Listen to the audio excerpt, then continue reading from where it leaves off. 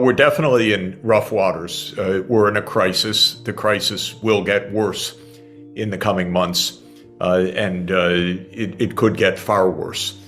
We're experiencing stagflation, meaning that there are rising prices at the same time that output is falling in many parts of the world. Europe is already in a downturn. The United States is entering a downturn. China is in some kind of economic downturn. So this is a global economic crisis. And so I regard the overall economic situation as bad as I've seen in decades, worse than in 2008. We're likely to experience some very significant shocks in the months ahead. Of course, the most crucial question is what happens to geopolitics? Does war spread? Does it intensify? Does it diminish? Is there a return to the negotiating table? Do the US and China come to blows which would disrupt global society? Do they find a way to talk with each other? These are the questions that we're facing right now. In the last stagflation that we had in the late 1970s, what happened was that the inflation in the United States reached around 10% per year, and the Fed, under a 6'7", a 2-meter chairman of the Fed, Paul Volcker, cigar-smoking, tough guy, he said, we're going to end this inflation, and he put interest rates up to 20%. And by the time it was over, all the developing countries were bankrupt. It was unbelievable. Well, it made my career because I spent the next decade helping countries get out of debt crisis, which had laid them completely flat. So if we go into this just with the naive financial squeeze right now, we'll end up with a lot of carnage, meaning a lot of countries in default, a lot of very high inflation rates. You look at a country like Turkey, they have not managed their economy properly for years, but the inflation rate is reaching 100% per year right now. Argentina, the inflation rate is reaching 100%. There will be other countries experiencing this kind of runaway inflation. Maybe Ukraine is going to have a hyperinflation by the end of this crisis. Of course, we don't know. In the 2010s, because the European Central Bank did not do a very good job under its President Trichet in the early years of the last decade, Greece nearly went bankrupt.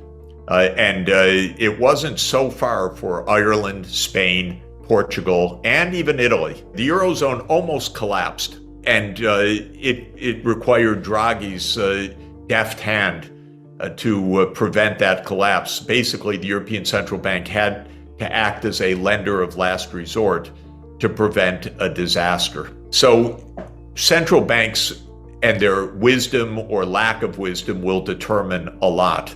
In 2008, the Fed and the US Treasury stupidly drove Lehman Brothers into a bankruptcy one weekend in September 2008, and it cost the whole world trillions of dollars, that technical mistake that they made. And so when you're in a crisis, the first thing to say is these institutions are not so reliable. They're not so smart. They're not so foolproof that they necessarily avoid real damage. What we need to come to the positive answer to your question is we need to avoid a contagion of defaults and a contagion of insolvencies. And we also need to avoid simply telling dozens of countries, you need to contract sharply your public investment and your social spending and so forth. When I was advocating shock therapy, I was advocating that governments not print money or issue money in order to finance budget deficits. But I was constantly recommending that the international finance help the countries to avoid defaults or crises. one of the key pillars of shock therapy in Bolivia and Poland, for example, was a cancellation of the debts of those countries, the foreign debts. So I argued that to pay the foreign debts in Bolivia would have condemned the country to a rampant hyperinflation, and Bolivia's external debt to international banks was cut by about 90% at my recommendation. Similarly, in Poland, in that shock therapy, I recommended that Poland's debt overhang should be relieved. The debt that Poland owed, especially to its official creditors, should be cut very, very sharply, and that indeed happened. So I did not recommend simply austerity and contraction. I recommended always that the international counterparts, the creditors, play a role, a constructive role, a positive role in preventing crisis. Debt relief depends on the circumstances. In the circumstances today, I'm not recommending cancellation of the face value of debts.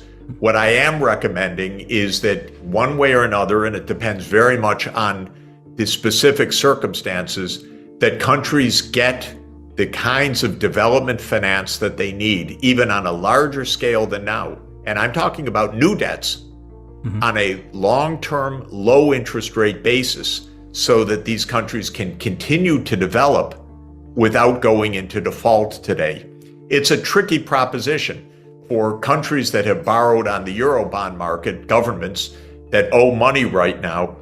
It may be that they have to say to the creditors, well, we need to extend the horizon for repayment under certain kinds of contracts where there are collective action clauses. This can be done fairly smoothly, and probably many countries are going to have to take that chance. When it comes to official credits that a government owes to a rich country government or to the World Bank or to some other international institution, I'm recommending a set of measures to make sure that the developing countries are getting more finance in fresh form than they are repaying on old debts. There are many ways to do that, but I'm basically saying don't print money. I've never believed in that because you just get high inflation, but rather let's get a financial solution that doesn't condemn the country to default or to bankruptcy or to extreme austerity. That's actually always been my policy recommendation since I started this approach in Bolivia in 1985.